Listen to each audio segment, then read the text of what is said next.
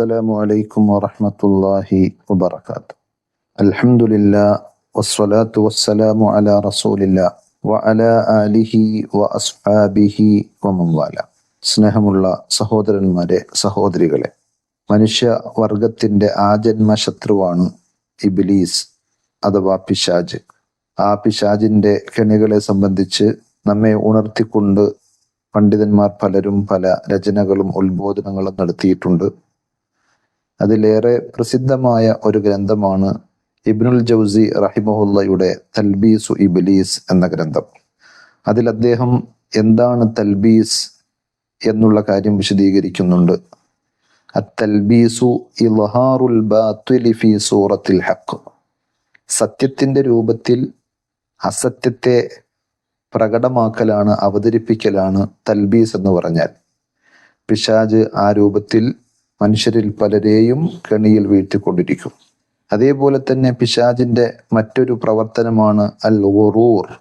പിശാചിനെ സംബന്ധിച്ച് ഖുർആൻ തന്നെ പറഞ്ഞത് അവൻ പെരും വഞ്ചകനാണ് എന്നാണ്. ഗുറൂർ എന്ന് പറഞ്ഞാൽ നൗഉ ജഹലിൻ യൂജിബു ഇഅ്തിഖാദൽ ഫാസിദ് സ്വഹീഹൻ വറദീഅ ജയ്യിദൻ. മോശമായതിനെ നല്ലതായും തിന്മയായതിനെ നന്മയായും തെറ്റിനെ ശരിയായുമൊക്കെ ധരിപ്പിക്കുന്ന രീതിയിലുള്ള ഒരു തരം കൃത്രിമത്വമാണ്, അല്ലെങ്കിൽ അജ്ഞതയാണ് വാസ്തവത്തിൽ അതിലുള്ളത് എന്ന്. പിശാച് നമ്മെ അങ്ങനെ വഴികേടിലാക്കുന്ന, അപകടത്തിൽപ്പെടുത്തുന്ന കുറേ കാര്യങ്ങൾ അദ്ദേഹം അതിൽ വിശദീകരിക്കുന്നുണ്ട്. അതിലൊന്ന് പറഞ്ഞത് കോപമാണ്. പിശാചിൻ്റെ വലിയ ആയുധമാണത്. കോപാന്ധത കൊണ്ട് രോഷാകുലരായി അല്ലെങ്കിൽ കോപാകുലനായി ഓരോരുത്തരും എന്തെല്ലാം അതിക്രമങ്ങൾ ചെയ്തു കൂട്ടുന്നു എന്നത് നമുക്ക് ചുറ്റും കണ്ണോടിച്ചാൽ കാണുവാൻ സാധിക്കുന്ന സംഗതികളാണ്. ഉറ്റ ബന്ധുക്കളെയും ഉടയവരെയും നിഷ്ഠൂരം കൊന്നുകളയാൻ, അതിക്രൂരമായ രീതിയിൽ അവരെ കയ്യേറ്റം ചെയ്യാൻ എങ്ങനെ മനുഷ്യന് സാധിക്കുന്നു എന്ന് ചോദിച്ചാൽ പിശാചിന്റെ പിടുത്തത്തിൽ അവർ പെട്ടുപോകുന്നത് കൊണ്ടാണ്. താബിഈ പണ്ഡിതനായ വഹബ് ഇബ്നു മുനബ്ബിഹ് റഹിമഹുല്ല പറയുന്ന ഒരു കാര്യം ഇബ്നുൽ ജൗസി തൻ്റെ ഈ ഗ്രന്ഥത്തിൽ ഉദ്ധരിക്കുന്നുണ്ട്. അതായത് അയ്യു അഖ്ലാഖി ബനി ആദം അഅ്വനു ലക അലൈഹിം. ഒരു പണ്ഡിതനും പിശാചും തമ്മിലുള്ള സംഭാഷണമാണ്. അപ്പോൾ ആ പിശാചിനോട് അദ്ദേഹം ചോദിച്ചു അത്രേ, മനുഷ്യന്മാരുടെ കൂട്ടത്തിൽ ഏത് സ്വഭാവമാണ് നിങ്ങൾക്ക് ഏറ്റവും അനുകൂലമായിട്ടുള്ളത്, സഹായകമായിട്ടുള്ളത്? അപ്പോൾ പിശാച് പറഞ്ഞത് അൽ ഹിദ്ദത്തു, അഥവാ ശക്തമായ ഷിദ്ദത്തുൽ ഗളബ്, ശക്തമായ കോപമാണ്. അതിശക്തമായ ആളുകൾ കോപിക്കുമ്പോൾ ഇന്നൽ അബ്ദ ഇദാ കാന ഹദീദൻ ഖല്ലബ്നാഹു കമാ യുഖല്ലിബു സിബ്യാനുൽ ഖുറ. കുട്ടികൾ അവരുടെ കളിപ്പാട്ടങ്ങൾ ഇട്ട് മറിച്ച് കളിക്കുന്നത് പോലെ, പന്താടുന്നത് പോലെ ഞങ്ങൾക്ക് ആ കോപാകുലരായ ആളുകളെ യഥേഷ്ടം കൈകാര്യം ചെയ്യുവാൻ, കളിപ്പിക്കുവാൻ സാധിക്കുമെന്നാണ്.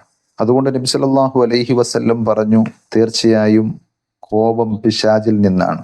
നിങ്ങൾ അതിനെ തണുപ്പിക്കേണ്ടത്, അതിനെ കടിഞ്ഞാണിടേണ്ടത് പൊതുവിലൂടെയാണ്. കാരണം പിശാച് അഗ്നിയാൽ സൃഷ്ടിക്കപ്പെട്ടവനാണ്. നിങ്ങൾ വെള്ളം കൊണ്ട് വുളൂ ചെയ്ത് ആ കോപത്തെ അടുക്കുക എന്ന്. അതേപോലെ തന്നെ നബി സല്ലല്ലാഹു അലൈഹി വസല്ലം കോപമടക്കുവാൻ വേണ്ടുന്ന പ്രായോഗികമായ പല നിർദ്ദേശങ്ങളും നൽകിയിട്ടുണ്ട്. നിൽക്കുകയാണെങ്കിൽ ഇരിക്കുവാനും, ഇരിക്കുകയാണെങ്കിൽ കിടക്കുവാനുമൊക്കെ. അഥവാ നമ്മുടെ ആ പ്രത്യേക സാഹചര്യങ്ങളും സന്ദർഭങ്ങളും നമ്മുടെ നിയന്ത്രണത്തിലേക്ക് വിധേയമാക്കുന്ന രീതിയിൽ പരിഗണിക്കാനാണ്, ശ്രദ്ധിക്കാനാണ് നബി സല്ലല്ലാഹു അലൈഹി വസല്ലം പറഞ്ഞത്.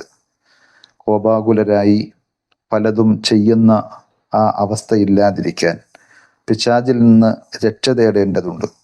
പരിശുദ്ധ ഖുർആൻ പറഞ്ഞതുപോലെ പല രൂപത്തിൽ പിശാച് നമ്മുടെ അടുക്കിലേക്ക് വരും.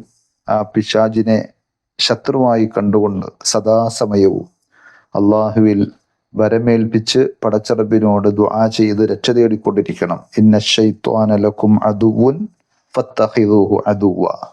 തീർച്ചയായും പിശാച് നിങ്ങളുടെ ശത്രുവാണ്. ആ ശത്രുവിനെ നിങ്ങൾ ശത്രുവായി തന്നെ കാണണം, സ്വീകരിക്കേണ്ടതുണ്ട്. മിത്രത്തിൻ്റെ കോലത്തിൽ അവൻ വരും. അതേപോലെ നാശങ്ങളും അപകടങ്ങളും ഭംഗിയാക്കി നിങ്ങൾക്ക് തോന്നിപ്പിച്ച് പലതും ഉപദേശിക്കും.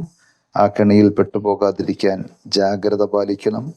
റബ്ബിനോട് സദാ ദുആ ചെയ്യണം. അള്ളാഹു നമ്മെ എല്ലാവരെയും എല്ലാ ഷർറുകളിൽ നിന്നും കാത്തുരക്ഷിക്കുമാറാകട്ടെ. വിസ്ഡം ഇസ്ലാമിക് ഓർഗനൈസേഷൻ അവതരിപ്പിക്കുന്ന നേർവഴി എല്ലാ ദിവസവും ഏതാനും മിനിറ്റുകൾ സാമൂഹിക, വൈയക്തിക, കുടുംബരംഗങ്ങളെ വിശകലന വിധേയമാക്കുന്നു. അറിയുക, അറിയിക്കുക. നേർവഴി. Peace Radio. Tune to reality.